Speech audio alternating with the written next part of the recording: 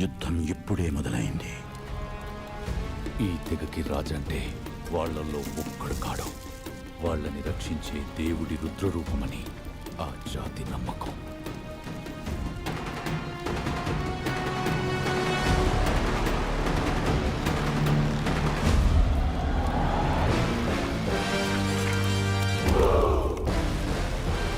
అతడు పలికే ప్రతి వాక్కు వాళ్ళకి శాసనం.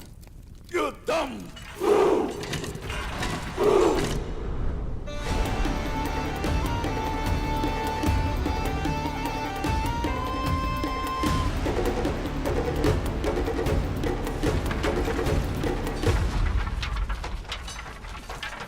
తన జాతి భవిష్యత్తైన పిల్లలందరినీ మధ్యలోకి చేర్చి వారి చుట్టూ తల్లులని వృద్ధులని ఉంచాడు.